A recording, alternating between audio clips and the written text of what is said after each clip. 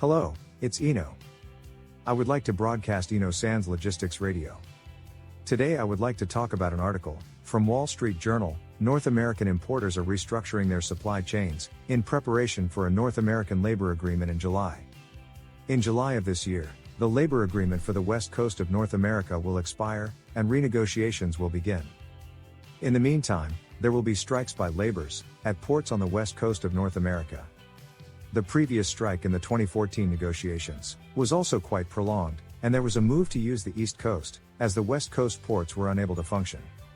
Since there will be strike, and the supply chain has not yet been unclogged, shippers are trying to prepare for the strike anyway. Some shippers are trying to move up orders for this year's holiday season and divert cargo from the West Coast to the East Coast and Gulf Coast. Nevertheless, many companies still prefer to receive cargo via the ports of Los Angeles and Long Beach because of limited options, said the president of third-party logistics company. The West Coast labor negotiation covers 22,400 dock workers in 29 ports from Washington State, where Seattle is located, to Southern California, where Los Angeles and Long Beach ports are located. This year's negotiations will take place with dozens of vessels waiting offshore due to supply chain congestion. In order to avoid congestion on the West Coast, there is a waiting list from the Port of Houston to the Port of Savannah, Georgia, and the Port of Charleston, South Carolina. Negotiations will be conducted with offshore waiting occurring at each port in North America. Personally, the union side of the negotiations has the advantage. I feel that they will proceed with, if you want this situation to be resolved quickly, then give us what we want.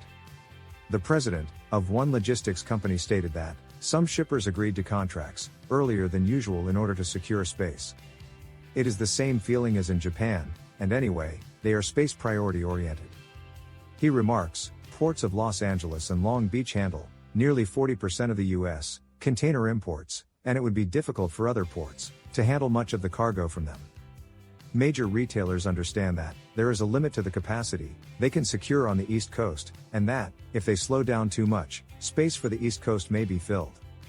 Smaller importers can't get long-term contracts, and can only make last-minute bookings. Even though they have a contingency plan, they will have to wait and see how much disruption there will be.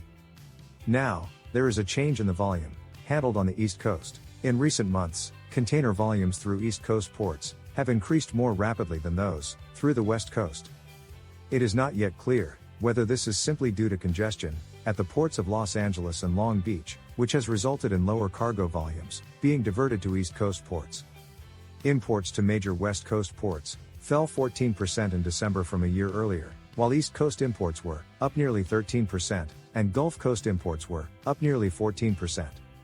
In February, the National Retail Federation urged International Longshore and Warehouse Union, ILWU, and Pacific Maritime Association, PMA, the employers' organization, to begin talks as soon as possible. The talks will cover a wide range of issues, including work rules, automation, and benefits on the West Coast. PMA said it was ready to begin negotiations immediately on March 16, while ILWU said it would not be ready until May. For ILWU, there is no reason to do this immediately, as the more disorganized the market is, the more favorable the negotiations will be. The vice president of supply chain for the Retail Federation said, many shippers don't expect negotiations to be finalized before the end of June, when their contracts expire. However, are ILWU and PM also doing everything in their power to prevent further disruption? It does not appear that way at all, he stated. The situation is so favorable to the union side that automation of the port, the subject of this issue, may not pass. Negotiations are likely to take much longer. I will update you as soon as we have more information. That's all for today. Thank you.